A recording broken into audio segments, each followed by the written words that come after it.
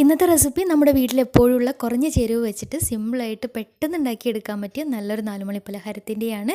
ഉണ്ടാക്കിയെടുക്കാൻ നല്ല എളുപ്പമാണ്, അതുപോലെ തന്നെ നല്ല ടേസ്റ്റുമാണ് കഴിക്കാനായിട്ട്.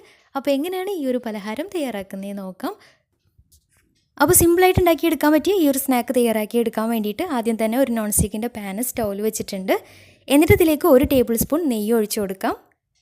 നെയ്യ് നന്നായിട്ട് ചൂടായിട്ട് വരുമ്പോൾ ഇനി ഇതിലേക്ക് 1 ടേബിൾ സ്പൂൺ വെളുത്തുള്ളി ചതച്ചത് ചേർത്ത് കൊടുക്കാം. ചതച്ചെടുത്തിട്ടുള്ള വെളുത്തുള്ളിയാണ് കേട്ടോ. അപ്പോൾ 1 ടേബിൾ സ്പൂൺ ചേർത്തിട്ട് നന്നായിട്ടൊന്ന് വറുത്തെടുക്കാം. അത്യാവശ്യം നല്ല കളറൊക്കെ മാറി നല്ല ഗോൾഡൻ കളറായിട്ട് വരണം. ഉള്ളി നന്നായിട്ട് മൂത്ത് വന്നാൽ ഇനി ഇതിലേക്ക് 1 ടേബിൾ സ്പൂൺ ചില്ലി ഫ്ലേക്സ് ആണ് ചേർത്ത് കൊടുക്കുന്നത്. അപ്പോൾ ഈ ഒരു സമയത്ത് ഫ്ലെയിം ലോ ഫ്ലെയിമിൽ ഇട്ടിട്ട് വേണം ചെയ്തെടുക്കാൻ വേണ്ടിയിട്ട്, അല്ലെങ്കിൽ പെട്ടെന്ന് കരിഞ്ഞു പോകും. അപ്പോൾ മുളക് ചേർത്ത് ജസ്റ്റ് ഒന്ന് വഴറ്റിയെടുത്തതിന് ശേഷം ഉടനെ തന്നെ 1 കപ്പ് വെള്ളം ചേർത്ത് കൊടുക്കാം.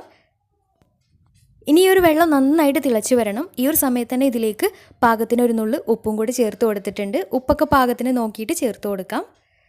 ഉപ്പ് ചേർത്തിട്ട് നന്നായിട്ട് മിക്സാക്കി എടുത്തതിന് ശേഷം ഇനി ഇത് നന്നായിട്ടൊന്ന് തിളച്ച് വരട്ടെ.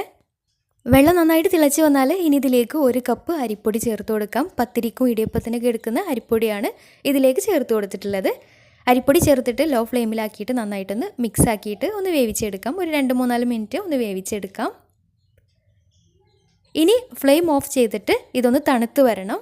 പിന്നെ ഒരു പലഹാരം തയ്യാറാക്കി എടുക്കുമ്പോൾ അരിപ്പൊടി എത്രയാണോ എടുക്കുന്നത് അത്രയും തന്നെ വെള്ളവും എടുക്കുക. അപ്പോൾ കപ്പളവിൽ തന്നെ എടുക്കണമെന്നില്ല. നമ്മൾ ഏത് പാത്രത്തിലാണോ അളന്നെടുക്കുന്നത് അത്രയും തന്നെ വെള്ളം എടുത്തിട്ട് തിളപ്പിച്ചെടുത്താൽ മതിയാവും. ഇനി ഇതിലേക്ക് വേണ്ടത് പുഴുങ്ങിയെടുത്തിട്ടുള്ള ഒരു ഉരുളക്കിഴങ്ങാണ്. അപ്പോൾ ഉപ്പിട്ടിട്ട് വേവിച്ചെടുത്തിട്ടുള്ളതാണ് കേട്ടോ. ഇനി ഇത് ഗ്രേറ്ററിൽ വെച്ചിട്ട് നന്നായിട്ടൊന്ന് ഗ്രേറ്റ് ചെയ്തെടുക്കാം.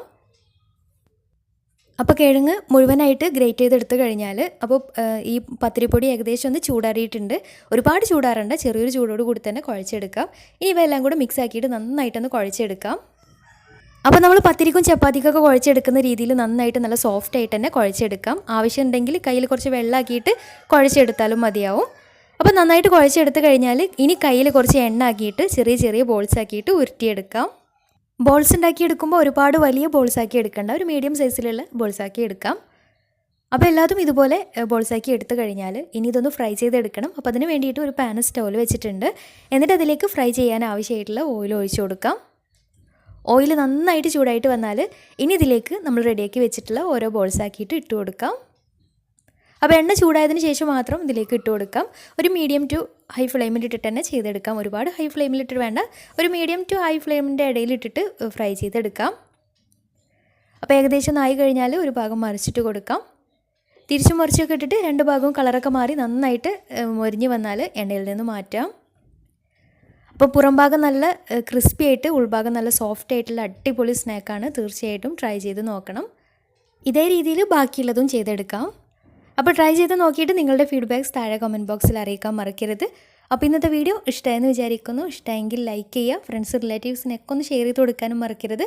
അതുപോലെ തന്നെ ചാനൽ സബ്സ്ക്രൈബ് ചെയ്യാത്തവരുണ്ടെങ്കിൽ സബ്സ്ക്രൈബ് ചെയ്യാനും മറക്കരുത്. അപ്പോൾ നല്ല അടിപൊളി വീഡിയോയുമായി വീണ്ടും വരാം. അതുവരെ take care, bye, thank U.